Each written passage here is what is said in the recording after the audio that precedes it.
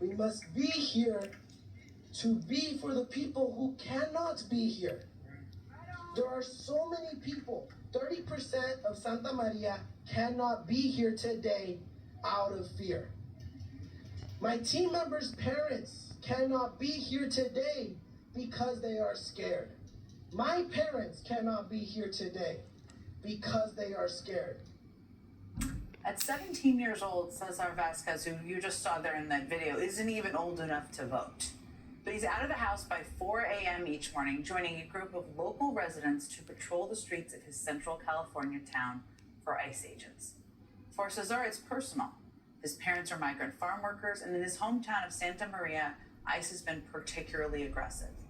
The nonprofit group 805 Undocumented estimates that ICE has taken hundreds of people from Santa Maria since Trump took office. So Cesar will wake up, often before the crack of dawn, to make sure nobody, especially not his parents, is taken from his community. Back in February, Cesar led a walkout of high school students protesting ICE raids. He also runs an immigrants' rights group called Cultura Del Mundo.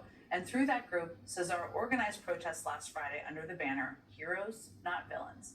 In 28 cities across 17 states, people rallied. Cesar spoke in his hometown of Santa Maria, but supporters also marched in places like Wichita, Kansas, and in Portland, Maine, nearly 3,000 miles away from his hometown. Cesar's movement has gone nationwide, and he has big plans for what's next, which I'm excited to talk with him about. And joining us now is Cesar Vasquez, organizer of the Heroes Not Villains rallies and founder of the group La Cultura Del Mundo. I've so been looking forward to talking with you, and we have been so inspired by you on our team. I just want you to know that. So I know this is, well, thank you. I mean, I know this is very personal for you, but I just have to say, I mean, for adult citizens who have power, it can be very hard to stand up, and very hard certainly to stand up to agents in tactical gear and face coverings. What made you decide to stand up and to really dedicate yourself to being somebody who wanted to lead this movement in your community and beyond?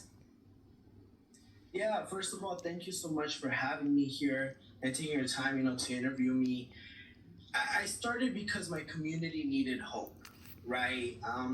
There have been more families than I can remember where I have had to speak with them. I have seen multiple families separated right in front of me.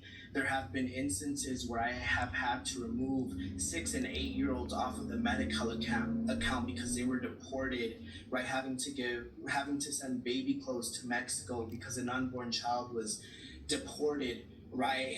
And so that's what keeps me going. That's why I wake up at 4 a.m. to ensure that this doesn't happen again.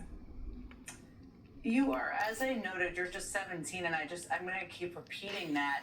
You have people who have joined this movement in your town and across the country who are much older than you. But what has been the response from your peers, from your classmates, from people who are your age in your community?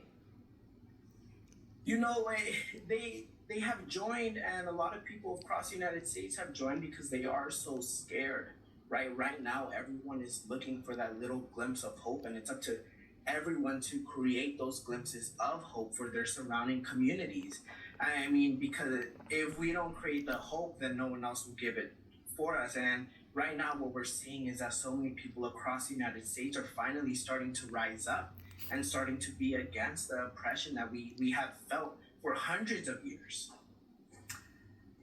You started this in your town, of course, as we've shown and we've talked about. It's kind of expanded into dozens of cities and towns across the country. What has that been like for you, and what are the main goals that all of you are really rallying around? We call this movement the people's dream because for so many years, for so long, people have been fighting for the American dream. And I'm sure that a lot of the audience feels that the American dream isn't there anymore. And so we're pushing for the people's dream, a system where the people are truly listened to, where they are truly valued, and where the people are leading the country that they are living in. And so that's what we're here fighting for, the people's dream. And it's crazy.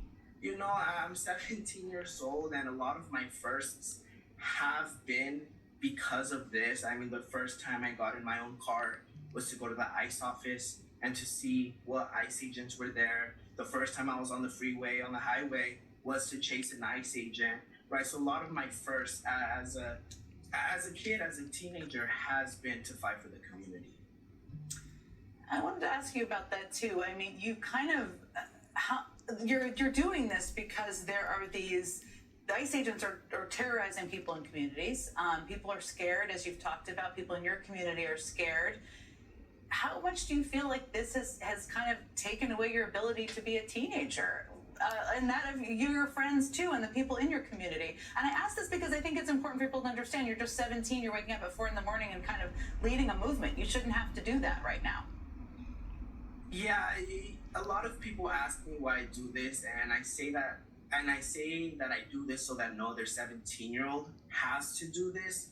I started organizing when I was 12 years old. I've accepted that my childhood has been taken away from me, and that is nothing compared to the childhoods and the lives that are being taken from a lot of these 6 and 8-year-olds where their mother's being deported or their father's being deported. And so in a lot of ways it sucks that I don't get to have my first as a dumb teenager, but I go to sleep every night and get the very limited sleep so that no other 17-year-old has to do this.